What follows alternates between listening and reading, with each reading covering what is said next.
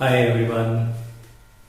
So today again we are studying and we are studying the same formation, but with that we are changing a little bit.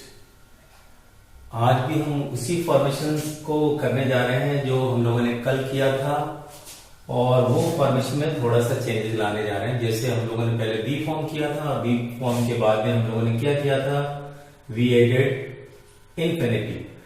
And what is that infinitive? Is to verb first form, जिससे कि हिंदी अर्थ क्या निकल जाती है, ना। तो जैसे B form में निकला था वैसे ही यहाँ पे भी हम लोग टू वर्ब फर्स्ट फॉर्म जोड़ने वाले हैं। तो क्या क्या चेंजेस आते हैं, that we have to see. क्या चेंजेस आने वाले हैं, it's very very important. Now I have written already present, past and future. It's so easy, बहुत ही आसान है। मैंने आपको हमेशा कहा है कि इंग्लिश के फॉर्मेशंस जो हैं वो बिल्कुल मैथमेटिकल टाइप की फॉर्म किए गए हैं। अगर एक चीज आती है तो दूसरे को जोड़कर उसका आउटकम हम निकाल सकते हैं। वैसे ही कुछ यहाँ पर हो रहा है। तो अब ये क्या हुआ कि टू वर्ब फर्स्ट फॉर्म जो है वो ना अर्थ देता है और हैज ए अर्थ देता ही है। तो नेचुरली एक हिंदी तो यहाँ पे निकल के आती है जब हम जोड़ देते हैं इसी फॉर्मेशन में ना है। लेकिन विद दैट जो ग्रामेटिस्ट हैं उन्होंने एक और आपको कंपल्सन दे दिया है कि इससे हम कंपल्सन शो कर सकते हैं, प्रेजेंट का, पास्ट का और फ्यूचर का। We can show the compulsion of the present and past and future. अब कंपल्सन अगर शो कर सकते हैं तो हिंदी में कंपल्सन को हमें लिखने के लिए हमेशा पढ़ता वर्ड यूज करना पड़ता है। तो अगर प्रेजेंट का होगा तो पढ़ता है, मतलब आपकी इच्छा है या नहीं है।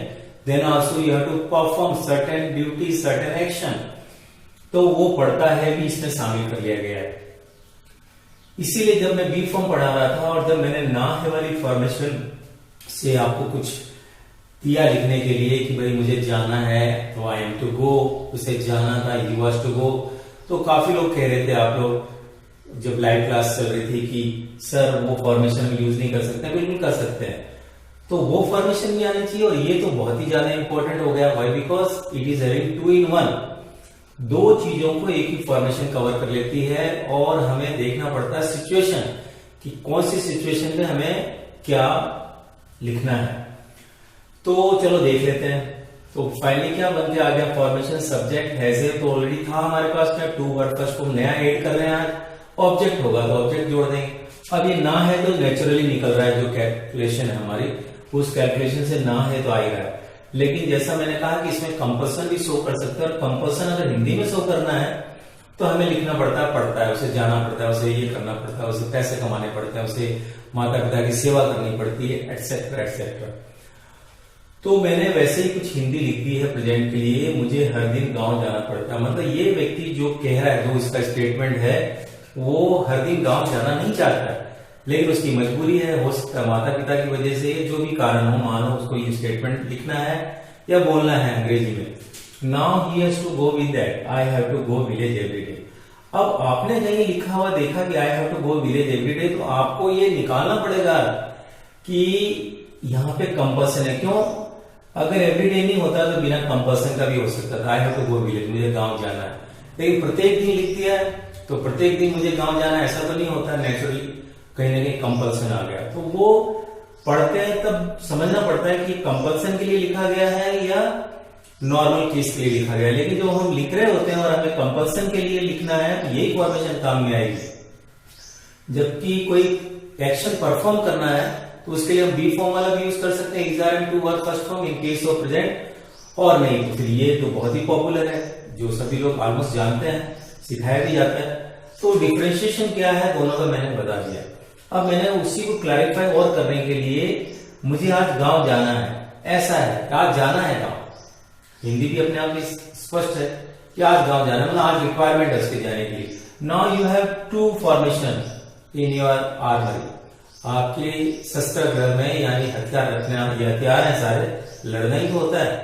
तो ये सारे आपके पास में जो हथियार हैं उनमें से कौन सा हथियार किस जगह पे यूज करना है वो हमें देखना पड़ता है। तो मुझे आज गांव जाना है, तो आपके लिए क्या हो गया, I have to go village today और I am to go village today.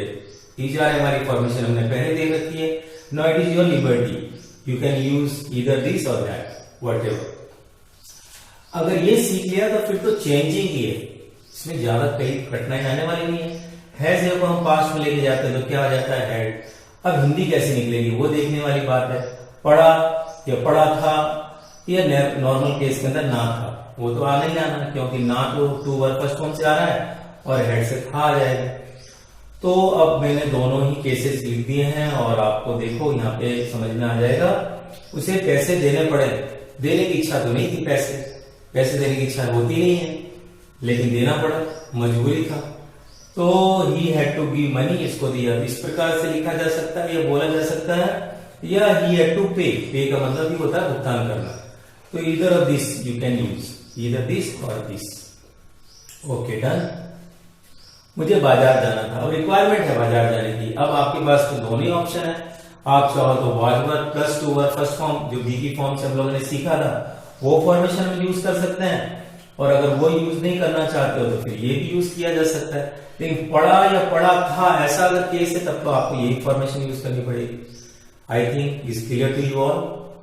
तो जैसे हो गया मुझे बाजार जाना था, I had to go market, that's it. और if you have that thing in your mind that B form से भी हम इसको यूज कर सकते हैं तो आप लिख लो I was to go market, ऐसा भी किया जा सकता है। Now finally comes future. Future में हम जब भी कोई फॉर्मेशन बनाते हैं नेचुरल, विल और शैल तो आना ही आना है। अब इसकी फर्स्ट फॉर्म जैसे बी की फर्स्ट फॉर्म लेके आए थे तो विल भी शैल भी बन गया था। यहाँ पे हैव है फर्स्ट फॉर्म तो हैव ही जुड़ेगा, हैज का कोई रोल नहीं है।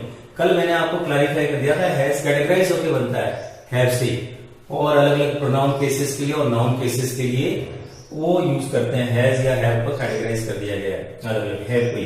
पर यहाँ तो हैव फर्स्ट फॉर्म ही आया, इसमें फॉर्मेशन क्या बन के आगे will have shall have plus two verb first form plus object. अब इसमें पढ़ेगा या ना होगा, ये फॉर्मेशन बहुत ज्यादा इंपॉर्टेंट हो जाती है, क्योंकि बी फॉर्म में ना होगा लिखने के लिए अपने पास में कुछ नहीं है। Will be shall be to verb first form वाली फॉर्मेशन नहीं है, तो वो फॉर्मेशन तो हमें वहां से मिली नहीं। तो ये तो और इंपॉर्टेंट हो गया, बिकॉज यहाँ पे एक लिबर्टी है आपको कि बी फॉर्म भी यूज कर सकते हैं ऐसे केस के लिए या ऐसे केस के लिए। लेकिन यहाँ तो ना होगा तो भी यही केस यूज करना पड़ेगा, क्योंकि इसमें कंपल्सन ही दिख रहा है, पढ़ेगा या ना होगा। मुझे जाना होगा तो भी कंपल्सन है अपने आप के लिए, उससे आना होगा तो भी कंपल्सन है, उससे आना पड़ेगा वो भी कंपल्सन है।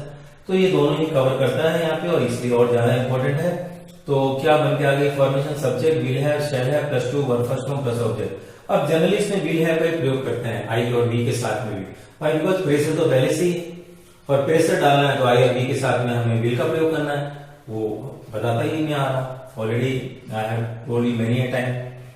तो अब यहाँ पे हो जाएगा he will have to go, उसे जाना पड़ेगा, तुम्हें अब जाना होगा। You will have to go now या नाउ आ गया। अब कई लोग जो कैसे जानते हैं वो वैसे नाउ को प्रेजेंट कर दिया स्ट्राइट वर्ब, तो वहां भी जाए वहीं जाना चाहिए, वो केस अलग है कि वहां नाउ रिफ्लेक्ट करता है प्रेजेंट की। लेकिन यहाँ पे भी तो अब प्रेजेंट से सिचुएशन बन रही है, तो कई बार आपको ये सब चीजें एडजस्ट करनी पड़ेगी, सीखना पड़ेगा कि नाउ का प्रयोग और भी केसेस में हो सकता है। चलो वो टेंसेस करेंगे तो और भी सीखेंगे। So finally, I hope that you might have understood, or why must have understood all these three formations. Now at the last, I have written one note, putting a star. These formations show compulsion also.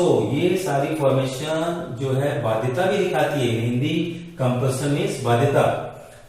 Therefore, इसीलिए they are considered to be the part of models. इसीलिए इसके model का हिस्सा भी माना जाता है। तो इसे मॉडल का हिस्सा भी मानते हैं, और इसलिए हमें मॉडल जब सीखेंगे तो वापस ये घूम फिर के आ जाएगा हमारे पास में। तो आज होप आज के लिए इतना ही काफी है, और आज हम ज्यादा ट्रांसलेशन करने वाले हैं जो प्रीवियस जो फॉर्मेशंस की है, जिससे कि आपको बिल्कुल क्लियर हो जाए कि how to write and how to speak. First of all we must know how to write and how to speak. The first thing what we should try to speak. Once you speak then you remember the formation and vocab etc. also. Whatever vocabulary you use per day, every day, that you remember, and whatever you don't, that you forget. So learning any language is the best thing, that you must try to speak right, and at the same time if you can read any newspaper etc., that you must, and try to listen to the news and all. With that you will be able to improve your formations and your writing skill, and as well as your speaking skill. With that we conclude this. and now join the live class. Okay, bye.